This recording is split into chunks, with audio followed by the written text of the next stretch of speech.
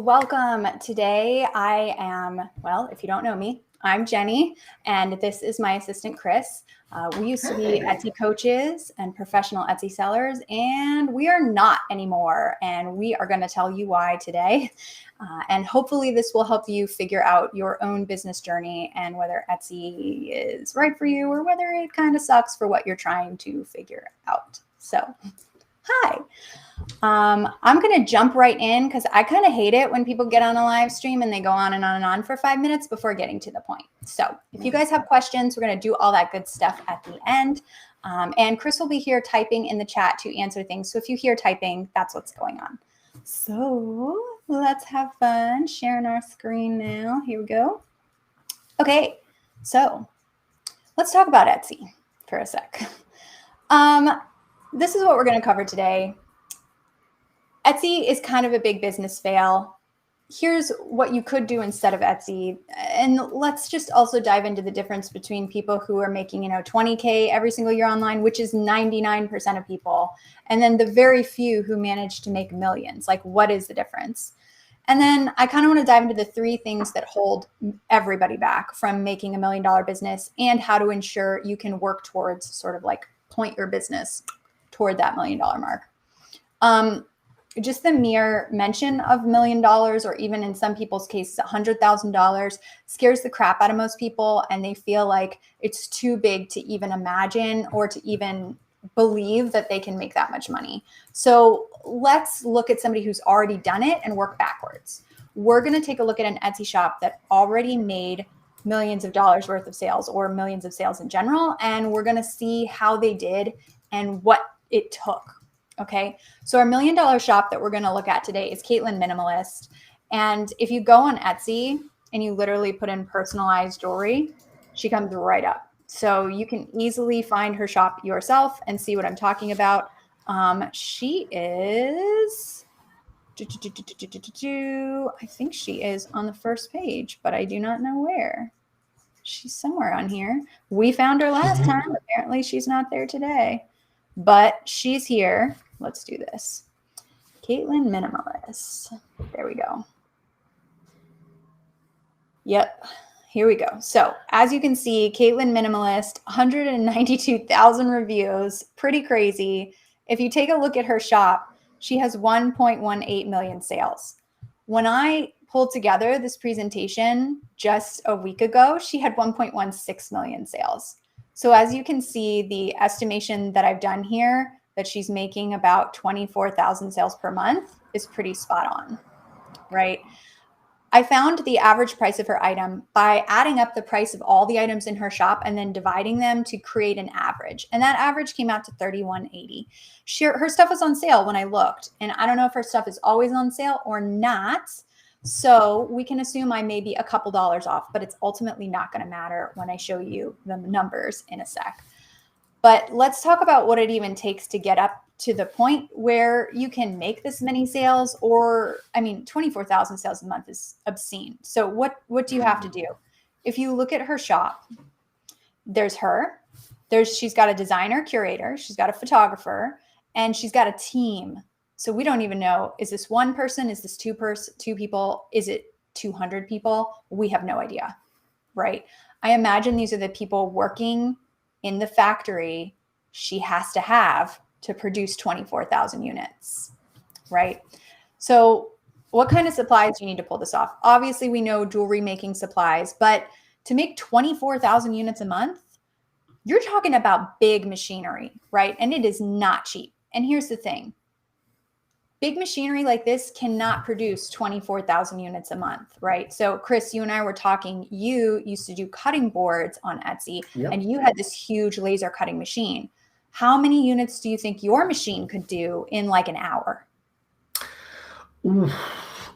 In an hour, looking at anywhere between, depending on the size of what it was I was creating, obviously. So I had like different size items I used to create, but my most popular items, I could make probably 4 or 5. Those were the chopping boards I used to do. So like, 4 or 5 in an hour. Sometimes it was only 3, depending on the size. But if I had smaller items, I could make more of those because they were tiny by comparison. But yes, I was only limited by, at that point, to say like 10 or 15 that I could create At at the any one most, yeah. stage. Yeah. Yeah. So if you're creating 24,000 items a month, 10 or 15 an hour isn't going to cut it. You need multiple of these machines. So we've already realized that in order to pull this off, she needs a team. She has to pay their salaries. She needs equipment that's big. She has to pay for that. All of us who have equipment know that equipment breaks, equipment needs maintenance. We have to pay for that. Not to mention, this doesn't go in a house. Like, you have to vent these things. You can't just like run them in your basement or whatever. So she's definitely renting a big space in order to house this equipment and her team that is probably working on these units, because there's no way that one person is doing 24,000 a month, right? So I actually dug a little deeper and I tried to figure out what she's probably making every single year. I based this on the fact that she's been in business for about 4 years. And I based this on the fact that she's making $31.80 per sale on average, right? So some are more, some are less. And then I'll talk about how I figured out this in a second. But we figured out she's bringing in about $772,000 a year. So almost $1 million, a lot of money, very, very good for an Etsy shop, and absolutely amazing that she created this. But then if you drill down and you take out those expenses, so you take out the factory, the salary, the equipment, the jewelry equipment, all the different expenses that she's paying, after that, the business profit, so as in free money that she keeps in the business to pay for things month to month, works out to be $115,000. And when you work out her salary, the highest amount she could be paying herself is what I calculated here, $154,000. Now, I don't know about you, but if I'm doing this much work, I would really appreciate it if I was getting paid to be doing that much work. Personally, I don't need to be making the full amount the business is making, but I do feel that for somebody who's basically running $1 million business, I mean, I don't know any $1 million CEOs, like people who are running big companies, Fortune 500s, that are making $150,000 salaries, right?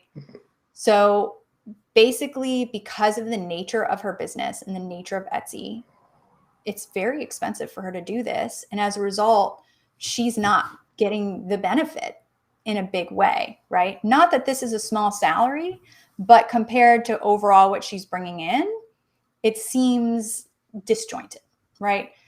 Quickly, I'm just going to, I know you guys probably care about math as much as I do, but this is how I calculated what she was being paid. This is a profit first chart. Any larger business, you can kind of categorize into these percentages. So any business that's making between 500,000 and $1 million a year, which she is because she's 700, would be in this realm. This is a business with overhead. So pretty much anything, right? Anything where you have supplies, anything where you have software you have to buy, fees you have to pay, potentially staff. This is where her owner's pay came from. So this is where that amount is. Now, interestingly, one thing I found with Etsy shops, because we've coached like over 1,000 shops, I think in the past year alone, I think it was 700 actually. So about 700 shops. We found that operating expenses for Etsy sellers, while this, I mean, in this big realm is supposed to be 50%, which is where she is, it actually works out to be more like 70% because we have so many expenses that other businesses do not have. It's really, really interesting what happens when you get into this big seller range, how much your expenses go up, right?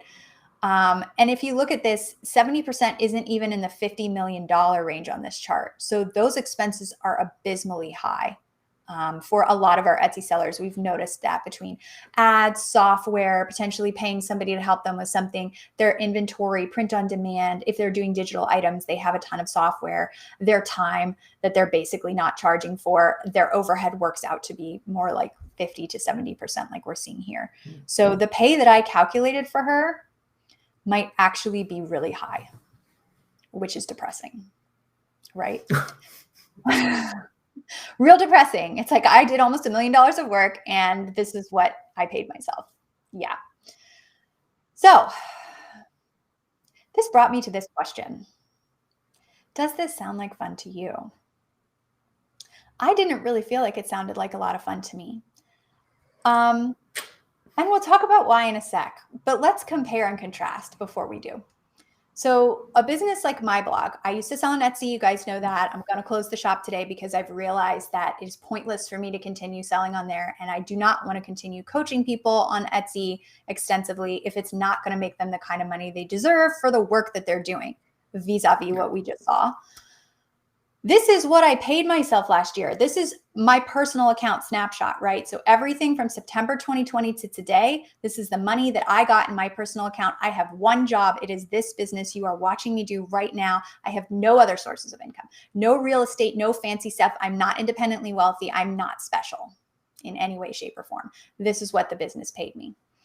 I didn't have to play by the profit first rules, because unlike an Etsy seller, I don't have as much overhead, right? I can charge a lot more for my product and I do not have as many expenses because I run an online business with high profit margins, right? So normally a business my size, I would only make 35%, but as you're about to see, I actually make more like 50% of my total income here. So let's compare.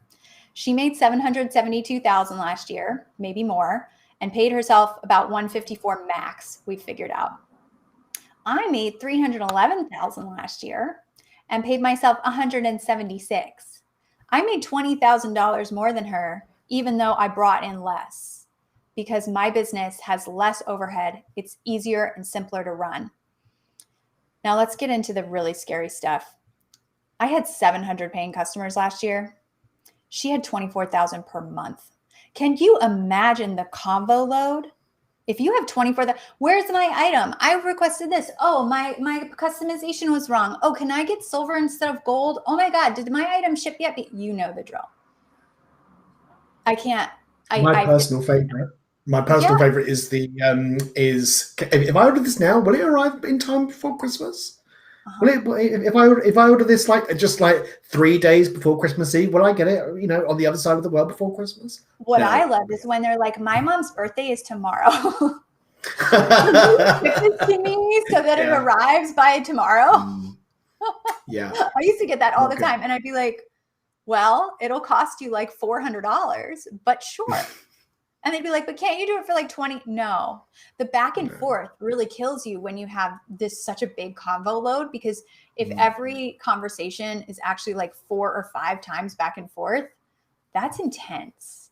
This is one of the reasons that I feel that her team is probably not just like a group of 2 people working in a factory. It's probably a decent amount of people. There's probably at least one dedicated message person who's answering her conversations. Yeah. Right. It physically hurts me to think about having to help that many customers, because I feel like there's no way I'd be able to do it very well. Plus, like, as a business owner, why would I torture myself at that level? That's insane.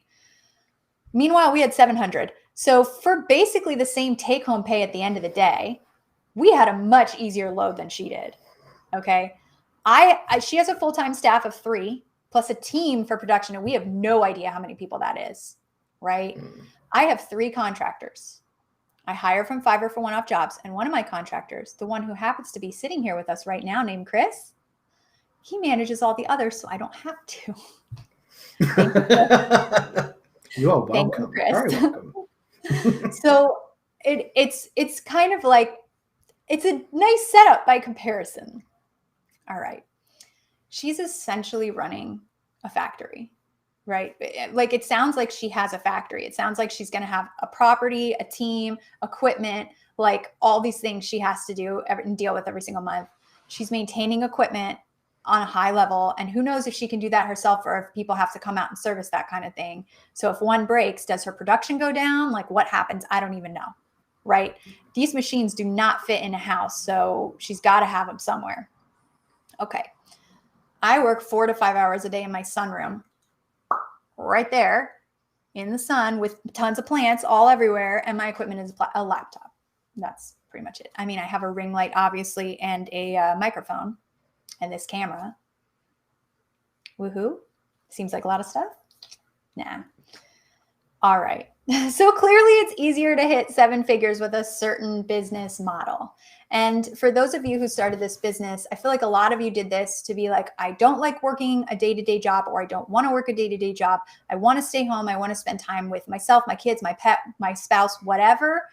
Those are the sorts of things that we all think when we start a business. None of us think, oh, I want to run a huge, massive factory with a ton of day-to-day tasks that I have to complete just for my business to stay in existence. None of us thought that, right? But if you're going to get big on Etsy, unfortunately, this is the reality of what it often takes. Never mind the fact that you have to figure out how to send yourself that much traffic and that much and have such good marketing that people can even buy from you at that rate. Like, what she's doing is not all Etsy. She has taken control and found a way to send herself customers in addition to Etsy. Okay. So now we know why Etsy can be one of the biggest business fails there is. The high expenses and the fact that it's just so expensive to sell products on Etsy that it's nearly impossible to get yourself a decent take-home pay. None of us went into business like, I think I'll pay myself nothing but work really hard. Just saying. All right, let's talk about what you could or should do instead of Etsy. And there's no such thing as the right thing for you. If you like Etsy and you're having fun, keep it as a part of your business, but keep in mind that you should add something else to increase your profit margins. This thing doesn't need to be hard, but remember that a business doesn't just have to be one thing, right? You can make it easier on yourself by adding something with higher profit margin. And that's these things that we've seen. I am specifically naming things online because I don't want you guys to get into more overhead of having to, buy a shop or rent a space or whatever, or do something where you have to physically be there, because a lot of us started working online for the actual benefit of working online. AKA, I don't have to leave my house. So that is what I'm discussing here. There are other options. Yes, they're more complicated, I feel. I'm trying to keep things simple. And this is what those things are. I mostly do coaching and courses. I've seen a lot of $1 million businesses who do a piece of software. I've seen a lot of people who just focus on social media. They just focus on becoming a personality on YouTube or social media. Takes a few years, but once they do it, the money is just flowing. And it is a very low overhead business. And then there's also done for you services. So that means you would do something for a customer online that they pay you to do. All of these things allow you to charge a bit more, except software. Software is often another volume seller, but any of these other things allow you to charge a lot more for your products, which means you don't have to get into the 24,000 sales a month category, because that sounds awful. Let's not do that. This is kind of what it takes to work. So I sort of listed out the actual stuff you need to succeed. And this list was not only much longer, but actually worked out to be a lot more expensive because you have to pay for a lot more. A lot of these are just taking the time to establish yourself, or choosing to create a product that you can charge a high fee for, right? We can all start an online business where we charge $20. That doesn't help us. That's the same as Etsy. But if we can do something where we charge a bit more, suddenly you're not looking at 24,000 sales, you're looking at 700 like we did this year, which I think works out to not being not very many sales every single month. It's not a lot. It's like 40 or something. It's not a ton. Yeah. So now we kind of understand why Etsy's a big fail and what you could do instead of Etsy, what works well for making more money. Now let's kind of dive into people who make 20K versus 7 figures online. These are sort of rare unicorns, these people who make $1 million online, but increasingly these one-person $1 million businesses are cropping up everywhere, and they're all online business owners. That to me says it all, right? So let's talk about these people. We're going to introduce you to Sarah. Sarah is our 20K per year online business owner. We've made her up, but these are the traits that we've noticed these business owners have and that we feel are kind of important to figuring out which state you're in, right? So Sarah is really struggling to stick it out because she's just looking for money. She needs her next paycheck. She's looking for her next paycheck. She's not focused on the long haul. She's focused on how can I make $1,000 this month, right? So she's trying things, everything under the sun. She's not sticking with one particular thing that may be working. She's just trying to figure out how to bring that $1,000 to herself. right? Because she's doing that, she's trying to keep her expenses low. So she's not hiring help. She's not creating systems or automating or doing anything. She's basically just avoiding commitment and trying to find new ways to make money every single month. And some of them are working and some of them are not. But the fact is, her time is getting less and less and less. In fact, somebody like Sarah often struggles with time because she's so busy. She's working all the time. She's got this fear of missing out. She honestly cannot stay focused because she has to do it. It's like every month is a race to the finish line, and she can feel it, right? She's hanging out in free forums. She's getting opinions from people who are also Sarahs. We're going to call them. No offense if your name is Sarah. You're super cool. This is just. We love you if your name is Sarah. We love you if your name is Sarah. I have like 20 in my phone, I swear to God. So apparently Sarah is my friend. But a lot of the things that happen when you're sort of this busy and this pressuring yourself this much all the time, you started a business for it to give you more freedom, but you're ultimately trapping yourself in a torture device of your own making, right? So you're buying courses, you're doing all this stuff, you're not actually using the info you're getting, you're talking to people in forums, they're giving you like quick ideas that may or may not work, but that take you a ton of time to implement. And it's just like, oh my God, you're constantly flying by the seat of your pants. You have no plan, no strategy. And honestly, it's just like, will it ever end? Right? Yeah. Because I feel like both you and I have been a Sarah at least once in the last year. I was just going to say, let's be honest here. I think we have been Sarahs ourselves. We have been Sarahs. Yeah. Yeah. Chris, when you were going to quit Etsy, I remember you feeling like you couldn't, even though you were totally in control and had another job that was paying you. Like, yeah. AKA this one, you were literally just like, you couldn't let go. And this is the interesting thing about working for yourself is you do sort of create a monster that traps you, and it's all in your head. But it was not, as we've sort of said before. Yeah, I mean, we said it before. It got to the stage. The best way I can describe it to you is that, we start businesses so that we can have that freedom, so that we can be our own boss, we can have like more time to ourselves. And I, without realizing it, was that my Etsy shop kind of owned me, as opposed to me owning my Etsy store, and that felt not all that great. So that's when I sort of realized it was time for me personally. Yeah. But yes, absolutely. In your business, you can always take back control at any point. And interestingly, this is what a Jane does.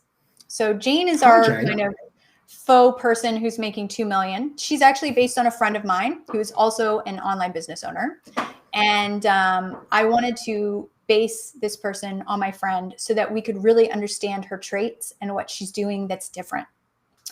So Jane has a plan. She has a strategy. She knows what it is. And even when things do not go as planned, like let's say she posts a video online and it doesn't grow her following, it doesn't grow anything, she doesn't get any sales from it, she's continuing to post videos online because her plan was to continue doing that every week. Like, she knows her plan. She sticks to it. She knows it's not going to go perfectly every time, and she doesn't care. She just keeps right on repeating what she said she was going to do because her original plan is really solid and she knows it. But she knows that no business runs without hiccups, disruptions, and scary things happening that are going to make her want to try something easier or simpler or something different. But that's how you live as a Sarah. That sort of FOMO distraction. This didn't work. Oh my God, I have to try something else. Nope, she doesn't live her life that way. That's one of the things that makes her really different. Okay. She knows she's in this for the long haul. My friend who I base Jane on is unemployable. And she knows it. She cannot work for other people. She does not want to. She is not interested. She knew when she set up her business that she was going to be there until she retired or until she died if she enjoys her business that much. That's what she said. She originally was like, I'm going to do this until I die. I tell my partner that I'm going to retire, but I never will. And she knows it. She loves it. And that's why she chooses it. Because clearly, with the money she makes, she could retire at any time. She chooses it. She's looking for opportunities to be uncomfortable. So she's constantly challenging herself to try something that will make her grow, which usually means doing something outside of her comfort zone, right? So if she wants to grow her business, one of the reasons our friend Jane became big on YouTube is because she decided she wanted to push herself out of her comfort zone because she was getting more attention from the videos she posted on Instagram than anything else. And she decided to take that to YouTube. That was really uncomfortable for her. She didn't like being on camera in the first place. She didn't know what to say or do, but she knew she needed to commit to making a video every single week. So she did. And now it's going really well. And while that made her uncomfortable right away, and for many years, I think she said it took her about a year to feel comfortable, but she was happy shooting the videos within about a month once she got used to it. She still does it. Now she doesn't feel uncomfortable. She's like, everything new will make you uncomfortable right off the bat. And if you never try anything new, your business will never change or grow in any way. And she's like, so I look for those opportunities to be uncomfortable. That was really interesting to me. Okay. One interesting thing on this page is how she focuses on her customers before herself. Most of us and any Sarah that I've met is just basically like, how do I make money? How do I make money? Jane doesn't think like that. She's like, how do I give my customers more value than they're already getting from other things, even if it's me? Her first thought is always about the customer and never about her. That was really telling to me and really interesting. One thing that she's doing is she's paying for high quality peer groups. She doesn't want to be in these free forums. You know, she's known, people know who she is. So when she pops in there, they ask her a million questions. So she goes out of her way to pay for places where she is not the biggest deal, not the most famous, not the smartest person by far. She's always looking for people who are smarter and further along than she is. And she recognizes that there will always be someone better out there than she or than her. And she goes and seeks out the groups that those people are in, right? She has a clear plan and she's learning by doing, right? So she hires teams to execute things, but a lot of times she tries things herself first before hiring the team or before paying somebody else to just do it for her because she doesn't know. And in some cases, she does not have time to execute on those things, but she'll kind of sit in the background and learn what they're doing and understand. She wants to know what's going on. And she knows that in order to learn that, she has to try it herself, right? Okay, so the reality, Chris and I kind of touched on this because we were like, oh, we were just Sarahs previously, like recently. We are all Sarahs when we start. You literally cannot become a Jane unless you go through Sarah's journey, unless you kind of go through the suffering that Sarah goes through, you know, the torturing yourself, the trapping yourself in your own business, trying everything and seeing nothing work. All of those things are classic Sarah occurrences. And some people take that sort of suffering, as I would call it, and sort of gradually transition into a Jane. But most people take that suffering and go, oh no, I'm just doing the wrong thing. I need to do something different. And they switch their focus when they were making good progress or when they could have gotten more focused and done something that was right for them instead of something that just made money, right? So how do you become a Jane? I'm going to tell you at the end of the live stream. Yeah. So now we know the difference between people who make 20K and $1 million. Let's talk about the 3 things holding you back from $1 million business. This is just the really simple stuff that it seems like everybody we talk to that doesn't have $1 million business has a problem with. Bottom line, most people, I'm going to go ahead and say all, because even I have trouble with this. Most people are not focused on what they're trying to achieve. They do not see the finish line. So they're not running towards the finish line. They're running off towards the creek in that direction. Who knows why? Because they saw something shiny over there, right? Most people are looking for fast money. I want to make $1,000. I want to make $5,000. Great. What does your customer want? That brings us to the next one. You are worried about you, not your customer. All of these are tied in together. They all sort of feed into each other. So I'm just going to quickly talk about what you could do if you want to sort of solve these problems. Like we discussed just a second ago, don't run off towards the creek when you're not focused. You're running towards the finish line. You need to decide what that finish line looks like for you and for your customers. Okay. Not everything you do is going to work to move you to the finish line. Sometimes you're going to have to stop, recognize that you tried something to get closer and it didn't necessarily serve its purpose. So you're going to try the next thing. You know, I often have my task lined up and I often have 1 or 2 big tasks in my business. I'm going to do this and I'm going to do that. Right. And I just stick with them for like a year or 2, unless I see a reason that they're failing. Right. And that's really all I'm doing here. It's actually easier because I'm working a lot less than I was when I was working on Etsy, because I'm not running after every little thing, right? Okay, you're looking for fast money. Look, we're all looking for fast money. We all have to pay our bills. I do not pray my bills away. That is not a real thing. I feel you. Okay, I too feel pressure about money, just like everybody else, and retirement and the things that we're supposed to be doing at our age.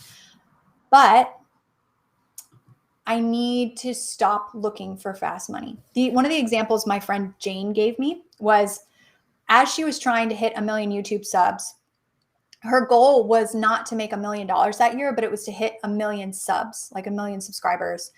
And she kept getting affiliate offers, and she was like considering them and getting stuck, because she was like, this is a lot of money. I want to do it, but I don't want to do it because it actually doesn't keep my customer in mind at all. Because customers don't want to hear about some sponsored product. They want to hear about what I have to say, and that's going to get me to 1 million subs. Whereas offering them somebody else's product is not going to help my subscriber count, which was my goal. So I'm going to dismiss these offers and say that I don't do them for this period, that my goal is hit 1 million subs. In the future, if I have a goal that's make $1 million off of YouTube, well, then I might consider those sponsor offers, but that's not my goal this year. So I'm staying focused. That, talking to her and hearing that example, blew my mind, right? Because everybody usually chases money. And this is a great example of how she didn't chase money. She chased her goal. And that goal ultimately paid her a lot more. She's very well known for not taking sponsors. It actually has helped her immensely, I think, to do that. So that's a distraction, Don't look for fast money. Look for your goal. Look for what your customers need from you, that kind of thing. All right, you're worried about your customer, not you. This we just talked about, like, subscribe, and check my referral code. Customers don't want to hear that. They don't. She wanted to focus all of her energy on her customer and serving them the best way possible, and serving them some product that wanted to pay her to get access to her customer base is not serving her customer. It's serving herself.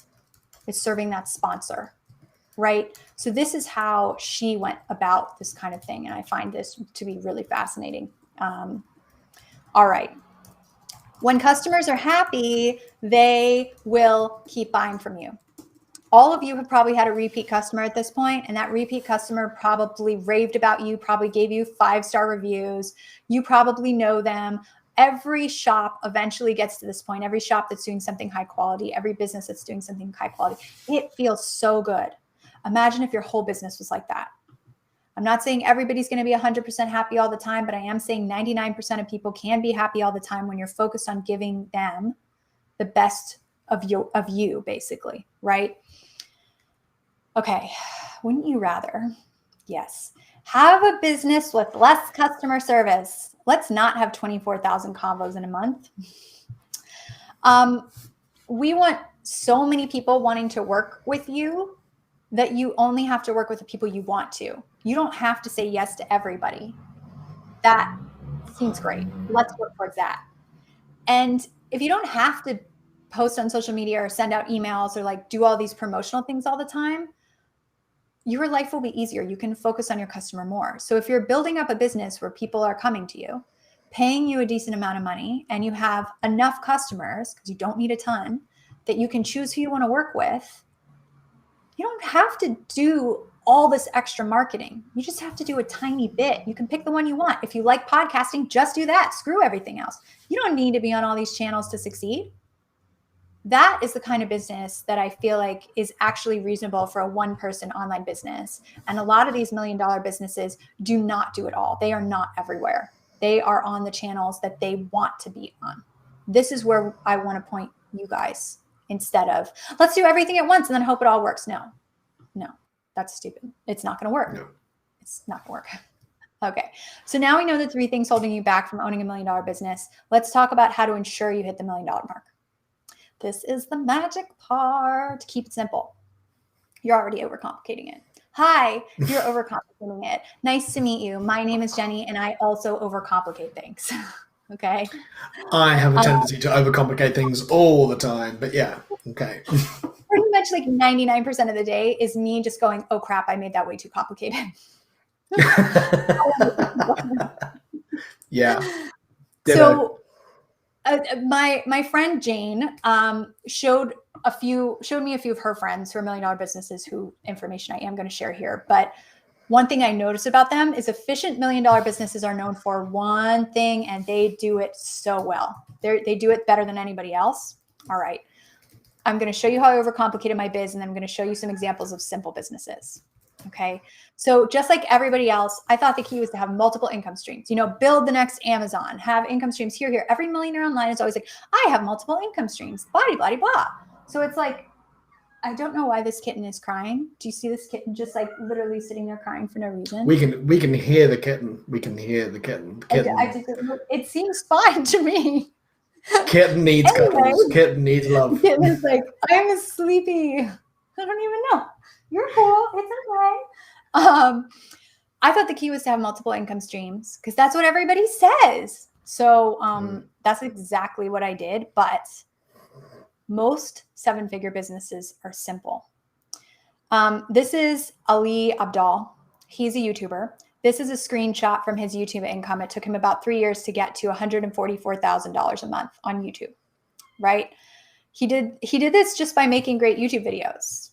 His business is super simple. There are 2 things that he does. 1, he makes YouTube videos. And 2, he sells a course showing people how to make great YouTube videos. That's it. That's his whole business. That's all he does. And he only sells that course 1 time per year. That's it. He doesn't run it all the time. It's not constantly on. He's mostly just focused on YouTube. I thought that was really interesting. Here's another example. This is Selena Sue. She is really well known for PR because she teaches small businesses how to use your contacts to blow your business up relatively quickly, even if you don't think you have any contacts. She shows you how to do that. Well, she got really famous for doing that. And now all she does is sell PR packages. They're $10,000 a pop. She doesn't need a lot of customers to hit $1 million for $10,000 a pop, right? I think she takes maybe 10 customers a month is all she needs. That's it. So it's less than that. It's probably like 9 or 8. So these are really interesting examples of super simple 7-figure businesses. They're online businesses. They're just doing something really, really well.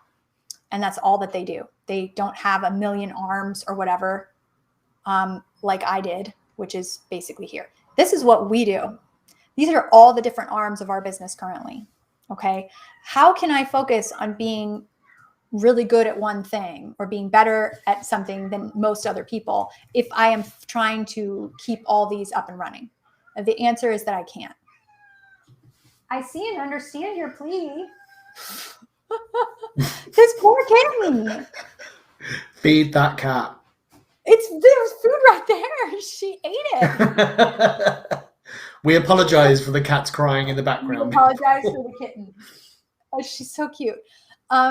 So what I kind of learned from not only talking to my friend Jane, but from doing a ton of research about these $1 million one-person businesses is these people do one thing and they do it incredibly well. They focus all their energy on their customer results, right? And that might sound, well, it's simple, but how do I even do that, right? It's not as hard as you might think in terms of swapping over. It's a matter of figuring out what you want to do. That's the hardest part, right? So once you actually find that thing, everything will become easier, as I found by actually participating in my business in the last month or so, because I actually started doing things that I loved, aka not Etsy. If you find something that you love to do, then it's going to become a lot easier, because how can you be this good at something if you don't love it? Because you're going to be doing it every single day, day after day after day. You're creating results for customers, so you're going to be interacting with them in a certain way. And quite frankly, making products so I can pay my bills, I don't love that. But anything that the sentence ends with "so I can pay my bills" is something I'm forcing myself to do, not something I love. If I would do it for free and it would be a crazy bonus that I got paid for it, that's something I love, right? So next week, on next Tuesday, same time, I'm going to show you my exact plan to restructure to 7 figures. I use this with input from my Jane. I use this with input from my research, and it's going to show you how I'm going to take what is a fairly complicated, messy business. I feel some of you might also agree that you are in the same boat, and sort of funnel it down into the core of what is working and nothing else, right? So I'm going to show you how to do that next week. Okay, we know all these things because now we're brilliant. We know everything. We're fabulous human beings, right? So what's next? We just learned a lot, and we don't want to be Sarahs. We don't want to learn all this information and then not implement it, because that's what Sarahs do. They get information and then they just hold it in their head and they do nothing with it. We don't want to do that. We're not being Sarahs anymore. Okay. Next, these are some things that you can decide that you can work on. They're not easy. You're not just going to leave this webinar and be like, bing, bing, bing, bing. So the bottom line is, if you want to sort of decide these things and figure it out, the best way to actually make it happen, instead of just getting lost in the mess and then winding up going right back to what you're already doing, which is what most of us do when we are faced with big, scary decisions, is to have a source of support that keeps you on track. Here's what happens when you don't have that support. As soon as something difficult comes along, AKA having to make a decision about how to pivot your business, that's real big and difficult. You get scared of your big goal or your big idea, and then you try to make it easier or faster or simpler, which ultimately doesn't work out well. Usually most people just go back to exactly what they're doing, but then they're sad because they know that it's not what they want to do. That's depressing as hell. Let's not do that. Okay, no, let's not do that. Another thing that happens without support is people get really wrapped up in distractions because they don't have anybody to say to them, how does this relate to the goal you wanted to achieve at the end of the year? So you wind up chasing some shiny object because so-and-so in a forum said they made a ton of money doing it, but so-and-so in a forum is a Sarah, because 99% of people are Sarahs. So you're just chasing her distractions at that point. So staying focused with other people who want to be a Jane can really help, because it stops you from running off to the creek instead of hitting the finish line, right? A lot of us without support get frustrated waiting for our goals to happen now, and we give up and try something else even though we're making good progress. This was so me. My text groups, my business text groups kept me on track in a big way, because I am very much now instant gratification person. Chris can tell you, because I will literally be like, but I want to do it now, Chris. And he'll be like, but Jenny, you can't just change everything overnight. And sometimes I will also say that no is a full sentence, Jenny. Yes. As in, no. All the time. And when you don't have this support, you kind of rip things apart to get things to work or to make things happen sooner. And honestly, having a group to say to me, well, Jenny, you said your ultimate goal was to actually help customers more, but doing this thing over here that you're talking about doesn't have anything to do with your customers. And suddenly I go, oh, you're right, I'm distracted. And then I can pull myself back and say, okay, how can I help my customers more? What am I not currently doing? This is what I felt like I was doing teaching Etsy. I was like, I feel like I could do more, but I don't know what it is. And when I talked to my Jane, I realized I need to teach people what I'm doing now, because I'm making more money with less work and less overhead. And that's what I want for you guys. I don't want you guys working your butt off for pennies and working your butt off hours and hours and hours and feeling like you're chasing your tail all the time. No, that's stupid. I don't feel that way about my business. I'm very focused and I like my focus. It's fun. I work 4 hours a day. It's great. I love it. I'm not bragging here, but I have been in the place where you are, where you're basically suffering all the time. And I would much prefer to be here. And I don't know why I would teach people how to suffer more when I could teach them how to suffer less. So that was kind of the thing I dealt with this year to get to this place where I'm even able to talk to you about this. And it's the same thing I feel like a lot of people are dealing with now. They just don't know what to do with it. This is one of the frustration things where you get distracted and you just stay in the frustration. One thing that happens to everybody is when things aren't working as quickly, or when things don't basically just explode, you know, our expectations of ourselves are way too high, you get uncomfortable. If you post something online and it doesn't sell like in a week, I'm sure you're really disappointed. And you're like, why am I even doing all this work if nobody's seeing it or buying it? Okay, that's being uncomfortable, right? You might start trying to see what other businesses are doing or try to adjust what you're doing to look more like what they're doing. But don't forget that 99.9% of other businesses are run by a Sarah. So that seems like it's just putting you in circles, right? So this is what happens when you don't have support. A lot of these paths are paths that we all go down multiple times a year that can be sort of put to a stop with support. Okay, I promised you I'd tell you how to become a Jane, and that's what I'm going to do right now. Putting a kickstand in place is how you become a Jane. And you're probably like, well, I know what a bike is, but what are you talking about? Jane cannot do everything by herself, and she knows it. So she installs a kickstand, which is a system, into her workflow to keep her on track all the time. Because here's the reality. Building any business is hard. You are going to have points you do not like. You're going to have points where things don't work out like you think, and you're going to have ideas that you try that you're really excited about that might not go the way you expected them to, right? You want to have something that when that happens, it can stop you from just spiraling and freaking out and make you realize the good things about it. There is no time in my business I'm happier than when I fail, because I learned so much so fast, right? And having a system in place, a kickstand, I have my own personal kickstand, having that in place has helped me to process that and then create something bigger and better the following week, right? So instead of wallowing in how much it sucked that I did all this work and nothing happened, my kickstand is installed into my life. I use it daily. I don't have to do any effort. I don't have to sign into a platform. I don't have to go anywhere special. It just exists on my phone, right? And it just helps me to reset myself. If something's good, if something's bad, whatever. It's great. That's actually how I met Jane. She's in my kickstand. My Jane is in my kickstand. She's a part of my program. So Jane system. Her kickstand is a high quality peer group because the fastest way to learn is from other people who did it already, right? You're looking for a group where you're not the smartest person in the room. That's important. It's designed to keep you focused on your customers before completing any other steps.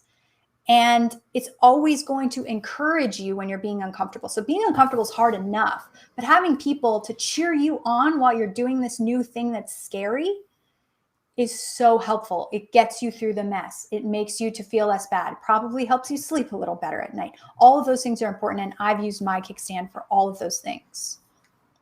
Okay.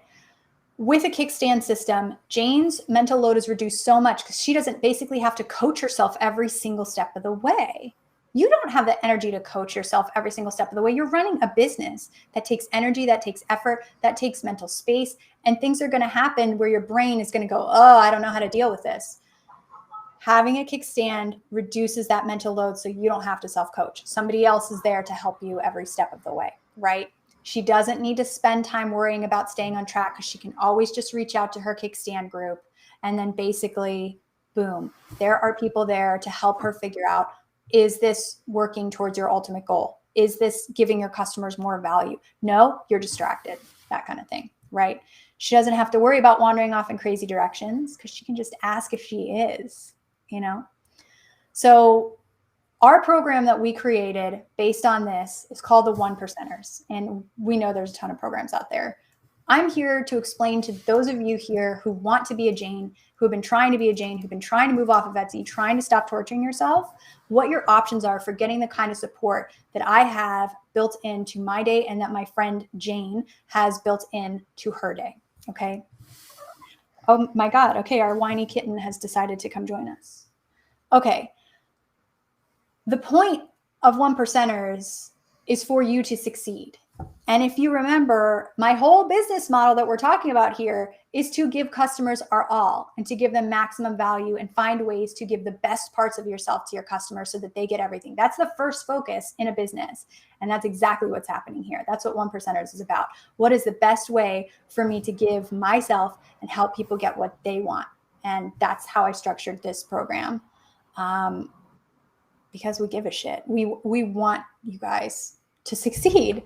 Everybody else is like, you're a number in a program. Make more people join my program. Let's all sit in this forum together and talk about blah blah while I go off and do something else with my business. No. That's not what this is about. We want you to be able to get in touch. We want you to be able to talk to us. We want you to have our phone numbers in a program like this.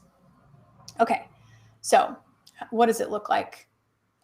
I created a kickstand. I've been on a few kickstands.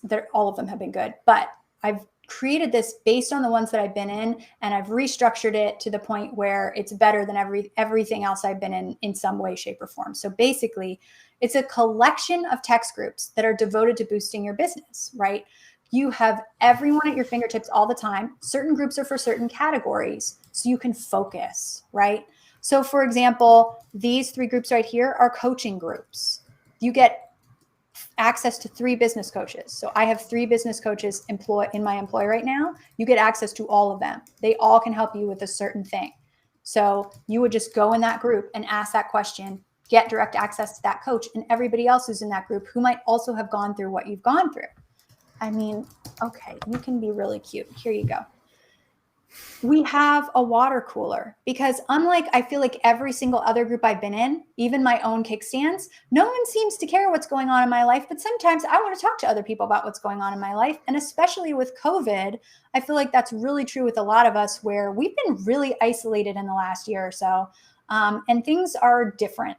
And not to mention, sometimes I just want to send a cute cat picture to somebody. You guys need that. You need that to relax. All of my friend who was Jane basically said, I have so much relaxation and personal time built into my day to take the pressure off myself. That's kind of like our version of what the water cooler is. We want a place where you can kind of be on vacation, take time off, not talk about the business, but still have a conversation when you need to have a conversation or when you want to have a conversation. That's what that's all about. The main stage is where we announce like the special events that we do with 1%ers, right? So you can read more about that on the page that I imagine Chris has dropped for you by now. But basically we do monthly hot seats, which are question sessions. So I don't feel conventional coaching works where it's like, I'm going to talk to you about your business, then I'm going to tell you what to do with your business. No, that doesn't do anything. I've been in 1,000 programs like that. I paid $20,000 for one once. It didn't do anything. I was exactly where I started when I ended, except I was $20,000 poorer. And that's what I found in almost all my coaching programs, because it's some expert coming in and telling you to do what to do with your business, even though they don't know all the nuance of you or your business. No, that's stupid. What we do is me or one of my coaches, or both in some case, sit there, you're in the hot seat for 60 minutes. We just ask you questions about what you're saying and what's going on and what you are there for. Like, why are you in this session? What can we do to help you fix whatever problem is bugging you most? And we just ask you questions because you know deep down what you need and want. We cover it up with a million things. We build a big old pile of crap on top of it. I was telling Chris yesterday, I swear I started building my pile at 2. Took me a really long time to dig down to what I actually wanted. A really long time. Like I'm 36 and just now am I starting to realize what I want. And honestly, I think I'm lucky because I'm young. I've met people who are like, I'm 85. I don't know what I want. So here's the deal.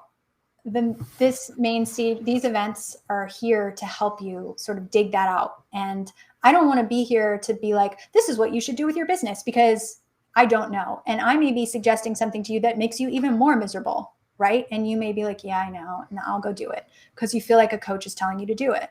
But instead, what if we just ask you tons of questions, get to the root of the problem together, and figure out what you really want based on what's going on? This form of coaching is really interesting because it dislodges all these things you haven't thought about in years.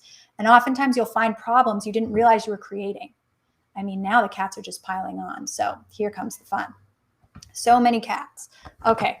And then the 1%ers execs is the group that gets access to me. This is an add-on. You can choose whether you want to be a part of this or not. And this is my text group. They get direct access to me all the time. So that is what we're doing. We chose a text group because, like I said, my friend Jane and I have a kickstand. It fits into our day seamlessly. We don't need another program. We don't need to log into another thing. We don't need to watch a 45-minute webinar because all the information that we need boils down into a few sentences anyway. And that's what a text group is. Somebody can tell you in a few sentences or an audio message exactly what they've learned about it. So you don't have to, watch somebody else telling you 45 minutes of their life. No tea, no shade. I know we're doing a webinar now, but I feel like you guys probably all have had that moment where you've watched a webinar and you're like, I remember 2 things from this. Why was that 45 minutes? Cool. So this is what's available in 1%ers. Chris, let's answer some questions. before Yeah, we we've got some goofy questions. We've here. actually got some questions. There's a lot of love in the comments, guys. So hello, everyone. Thank you. I'm not replying to you.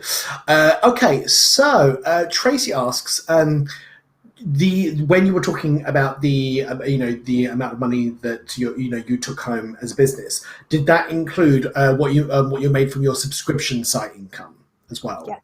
Yes. So yeah, Everything in that there. So was the current messy business I've created, this is the money that it comes from. Where's my little example of a mess that I made?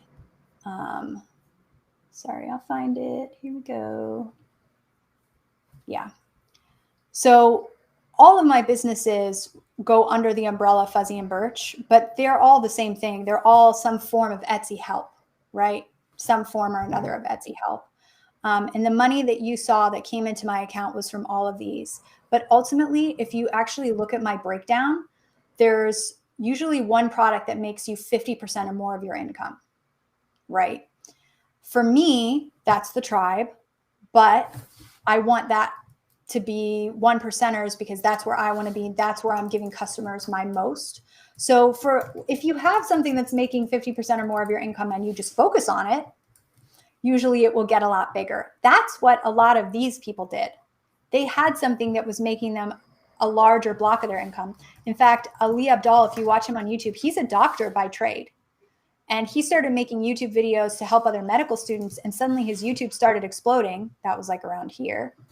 And he realized that YouTube was doing better than his day job. So he started to focus on it. Right.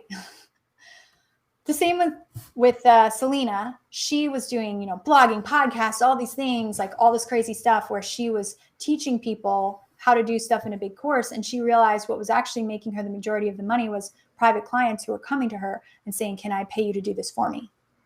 Instead of learning how to do it. And that's why she switched. So a lot of our businesses have these cues in them already where something is making us the majority of our money. And if we leverage that to turn it into something that we could charge even more for, that is where the magic happens. You know what I mean? Having that singular focus makes your life so much simpler and easier too. You guys can just stare at my mess while I the rest of the questions. Tracy also asked. She said that with the $154,560 that you mentioned earlier on, does she still have to take the taxes out of that, or is that after tax? So the way that Profit First works is the money that I'm showing you. Here's her graph here. The money that I'm showing you, this 20% take-home pay, would be after tax. Okay, because she would be paying about 15% taxes on that business. Do you want to see a big number? 15% of $700,000 is over $100,000 in taxes that she's paying as well. So she does have to save that money to pay taxes at the end of the year, right? So it's not like she can just spend that extra money that's sitting in her bank account because she has, an extra $100,000 sitting around. That money is going to be owed for taxes. And unfortunately, she is in a sector where the government is not very forgiving about your taxes. So she will probably owe that full amount regardless. But what you were seeing of my pay was also after taxes, because things that go into my bank account come in after I have taxes taken out. I have a program that does that for me automatically. So money doesn't even land in my account unless tax has already been taken out. So I'm comparing apples to apples here, basically. Okie doke. The next one I've got for you on this one is somebody asked right at the very beginning, actually, why don't you just sell your Etsy shop? Why don't you sell your Etsy shop? That's a good suggestion. I think it's illegal to sell Etsy shops on Etsy. It is. It is. I was just going to say that it is actually, you're not allowed to do it. It's against Etsy's terms of service. I mean, you're not allowed to do if it. you want to talk about things about Etsy that infuriate me, it does kind of suck. I know that they're doing it to protect small sellers because big sellers could come and create shops and sell them off, right? But when you own your own business, like if I decided I wanted to sell Fuzzy and Birch tomorrow, I could, because it's mine. I own it. I couldn't sell the Etsy sector, but I could sell the rest of it. You know what I mean? I'm not going to, but I could, because I own that business in a way that Etsy doesn't allow me to own my own business. That sucks. So if I just wanted to bring in a big old hunk of money, and walk away, I could. But unfortunately, Etsy doesn't often allow us to do this, which sucks. Yeah. Yeah. Okay, let's just have a look here. Okay, Maria also asked, are you going to use Google Ads? I have my own website instead of Etsy that I left 2 months ago, but I'm still getting the hang of Google Ads. So is that something that you use? Currently, I don't use Google Ads at all. That's not to say that I haven't seen people with great results. My friend Jane does not use ads, but before a launch, my friend Jane, she does use Instagram ads.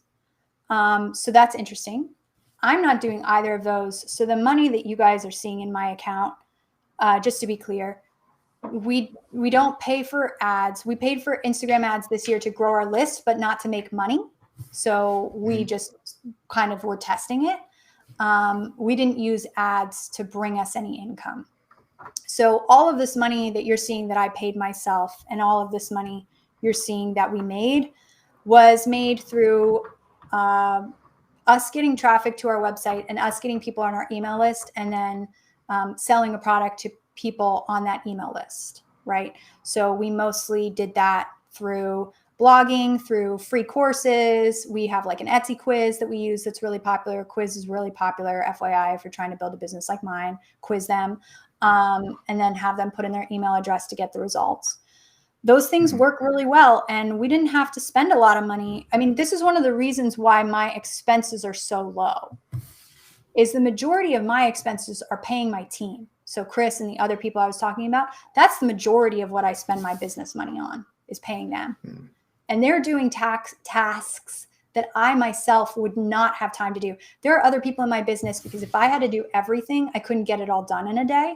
So when I grew to a certain point, I said, I want to be able to focus on strategy and bigger things and serving my customers at a high level, right? I would rather spend my time focusing on my customers and giving them the best I can give them over spending my time, okay, I have to do, Instagram and Pinterest and YouTube and all of this and all of that, and I have to figure out this and figure out that. No, I have a team for that. And I'm not saying that you have to go that route. There are a lot of one-person million-dollar businesses who literally just hire off of Fiverr for those one-off tasks, and they've created businesses where they don't even have those little tasks. That's doable. I'm not a millionaire yet. I can't tell you like what that's about. I can tell you that we're going to figure it out together for sure. But I will tell you this, I really like having low expenses. It is much more peaceful. It gives me a lot more room to do cool things in my business when I want to, or to say to somebody, hey, I hate email. Do you like email? Will you check it for me? Those kinds of things. You don't like email, do you? You're not a big fan of email. I have like weird odd phobia of email. Yeah, it's like super bad. So More Perfect Gifts just asked as well. So she's a bit confused. So what is the 1%ers if Etsy isn't part of the plan? So here's the thing. Your plan is your plan. If you choose to keep Etsy as a part of your plan, then 1%ers is here for you regardless of what your business looks like. What 1%ers is about is giving you that support system to figure out, what is my $1 million idea and what can I do to just serve my customers all the time?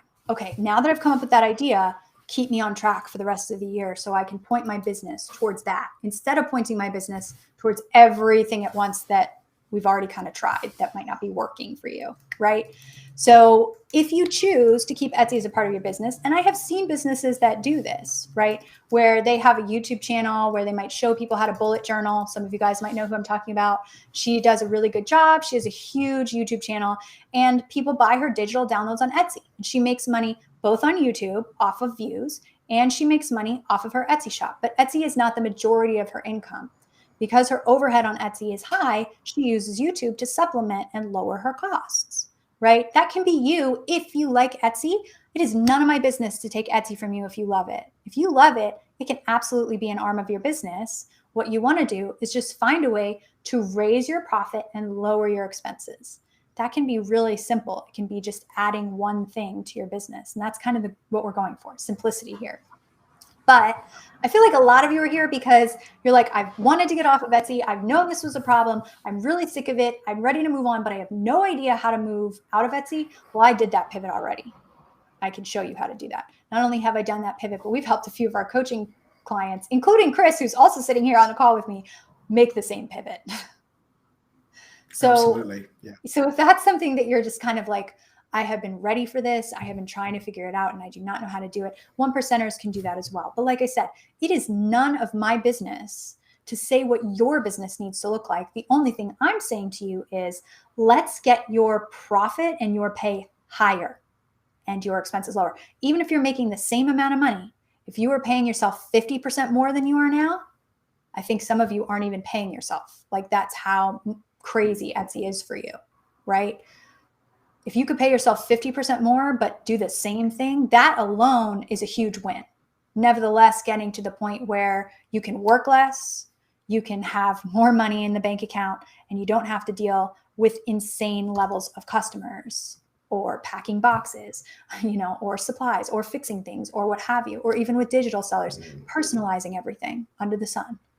Do you know what I mean? Like, let's get it to a more reasonable place. There are so many one-person $1 million businesses out there, and I think a lot of you want to be walking that direction, not just staring at them from afar.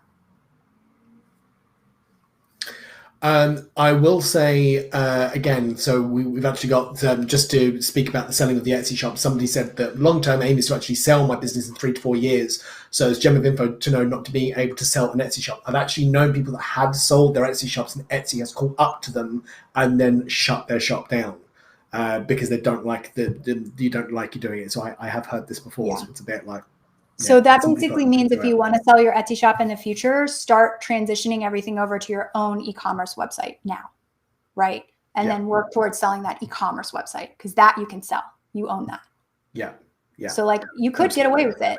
Just keep in mind that you would have to make that transfer. And if that's a part of your plan, then so be it. Cool. That's a good plan. Absolutely. I like money that you don't have to work hard for. Yeah. Can I jump on that? Okay, so let's have a quick look. I'm sure Melanie Ocean's asked, can we have a copy of the presentation as a Google Sheet? Can we do that? Yes. So for those of you who signed up to the webinar, I will actually leave those slides, and then I will go into the YouTube description of this, and I will leave the link to the Google Doc. Chris, do you want to link that to everybody now so we can share it? Yeah, absolutely. If you drop the I'm going to drop the link for you in a private chat, and you can share it with the group. Okay. So for those of you who want to look over the presentation or just want to kind of understand, I know we did a lot. Like, please feel free. I don't think you'll be able to edit it with the way Google is, but you can see it as is. And if you do want to take notes on it, just go make a copy. I think if you go file, make a copy on Google, it'll let you copy a doc and you can make notes on it and stuff like that. And go through it that way. Yeah, absolutely. Okay, let's just have a look up. Right, okay, here is I was just looking for the link and I couldn't find it there for a second, but I've got it now. Perfect. Okay, wonderful. So yeah, we'll get that dropped on into the chat right now. And there we are. Yeah, absolutely. Fantastic. Any other points to go over, Jenny? Anything else that we want to cover? Yeah, I see a couple. One thing here. Oh, look what I can do, guys. I can put the question on screen. Gwendolyn. Well done. Too fun. Yay. So how can we narrow down or figure out a business idea? Okay. I thought that this was like, oh, we could do this formula and we could do it this way. And I talked to my friend Jane when I was putting all this together, and she was like, this is a process. You don't just like magically know. And if you're like, how would I even do this? It might look easy too, watching me and seeing, oh, well, she did this and then she transitioned to teaching about Etsy and then she transitioned to teaching about business. Makes total sense. Chris can tell you I went through quite a bit to finally get there, even though it may seem obvious to other people. This is also the magic of a support group. If you tell people what you like, what you do on a daily basis, show off your business, a lot of times they can say to you, hey, what if you did this? And you might go, what if I did do that? Have you ever noticed it's way easier to give other people advice than to figure it out for yourself? It's kind of like that effect. So a lot of what we're going to be doing in 1%ers, especially during this first month, maybe even 2, and if you need longer, then you will get longer. We're going to be trying to figure out what would work for you. And here's the thing.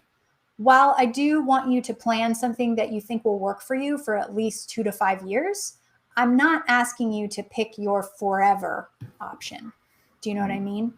I'm going to tell you the honest truth. I think that this is my forever option because I've always loved talking about business ever since I started one. Even before I ran a business, I was talking to people about business. So I think that this is the thing that I love to do.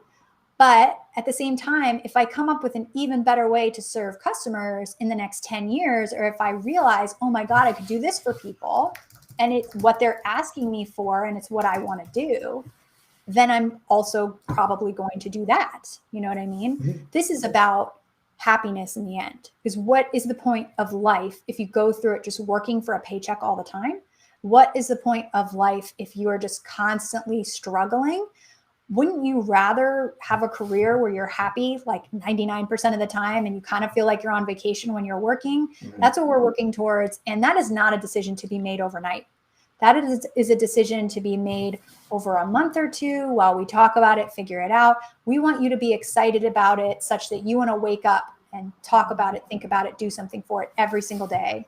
And if it's not that, then that's okay. You can put that other idea on a shelf and come back to it in the future if you want to, and we can work towards something that's a little better. So that's a lot of what we're going to be doing because I don't think there's a simple answer to this, Wendelin. I will say this. I'm going to show you how I did it in next week's presentation. And the week after, I'm going to show you great examples and show you how to sort of find your way and find the right business idea. Because I had the wrong business idea for me for a long time. It worked out well for me. It taught me a lot. But teaching Etsy now in retrospect, I wish I had taught you guys something that made you more successful. It hurts my feelings. Like it hurts me that I did this. I'm upset about it. I'm upset that I didn't figure out the pivot earlier. Of course, my brain needed that time to figure it out. And I was doing the same thing a lot of Etsy sellers do, where I was trapping myself in a business that was working because I was hoping to get paid every month. I don't want to do that anymore. And I don't want to encourage that anymore. I would rather encourage lifelong happiness with higher pay, even if your overall take home is lower, than constantly running after everything at once and trying everything and having to keep up with the Joneses like Etsy makes you. Yes. Okay. It sounds like you updated the permissions on the slideshow as I saw in the chat. Yes, absolutely. It's all been taken care of. Yeah, there you go. We need to close the shop. We need to go through and... We're going to close the shop. Oh my God. I can't believe it. We need to go and do that. Yeah, absolutely. If you're like me, this is like one of these things that I've actually been waiting years to do. Because I've been like, oh, I wish I could just close this thing. So this is like... This is like a very magic moment, actually, for me. I'm going to select personal reasons. Actually, you know what? Let's see what reasons they give you. Interesting. A lot of like ways to complain. Let's see. I would say the income is not worth my time, especially based on the expense. But yes, I'm very excited to do this. Oh my God. We're working on closing. It actually feels really good. It feels really good to log into my Etsy app on my phone too and only have my favorites, because for those of you guys who know me know that I am an Etsy shopaholic. I just do not like running my shop there. I will never stop shopping there. But man, I think this is how you know it's right. When you do something like this and you're like, oh, like I just literally feel like I've lost 500 pounds. And somebody gave me a grilled cheese sandwich for doing it, which feels real good. Which feels really good. Yesterday, I was like, I need chocolate. And today, I'm like, I need grilled cheese. Yes. Absolutely. We are on our food today. So yes, very excited to close my shop. I hope this helped you guys. For those of you who are not sure about 1%ers, or you're just like, I'm not sure if this is my journey, we're going to keep doing these free Twitches. There's 2 more, and then there's going to be additional Twitches coming after we take a little break. And we're going to be going crazy on YouTube as well. So we're going to have a lot of stuff for you to figure this out. But for all of you who are kind of like, oh my God, I've been waiting to figure this out for ages, and I haven't been able to figure it out by myself. It's because this is a big thing. It took me years to do it by myself. You know, like I wish I had had a support group to just push me to do it, because I was saying all along I wanted to, and I never had the balls to do it until recently. So for all of you who are kind of in my boat and Chris's boat, where you're sort of like, I know there's something better, and I'm kind of over living the life of torturing myself a bit, please do feel free to check out our One Percenters page. And if you want to watch the replay, if you're on YouTube, just refresh the page when I'm done. The replay will come back up. Otherwise, everybody will be emailed a link to the replay. And I think it's coming out in like, I can make it come out in a couple hours. I think it's coming out at 6 p.m., which is in 6 hours. I could change it. If you guys want it sooner, I could change it. Just let us know in the chat. I would also say if anyone's got any questions about the 1%ers, you can go on to the sales page, and there is the text a coach there. There's the text a coach button just in the bottom there, and that actually will come directly through to me. So that doesn't go through to a bot, that doesn't go through to a robot or anything like that. There's no automated responses. Those questions do come directly through to me. So if you do have any questions and you want to speak to me about them, please feel free to just message me. Yeah, it's pretty awesome to talk to Chris. I certainly enjoy it. Thank you very much. Thank you. Oh, thank you. Yeah. You can all make fun of my English accent. There you go. I give you full permission to do so. All right. Well, thank you guys so much for watching. We will see you next week. I'm going to show you my exact strategy for building my 7-figure business. So you can actually see how I'm going to simplify and what I'm doing and see why I made the choices that I made. Hopefully that will help you guys figure out what you want to do next and give you some ideas for how to simplify as well. Other than that, check out the 1%ers. I would love to help you guys with your business. I am super excited to help people go through what I just went through, but way faster with way less suffering. Yes, let's do that. Absolutely. All right. Thank you guys so much. Let us know if you have questions. Bye. Bye.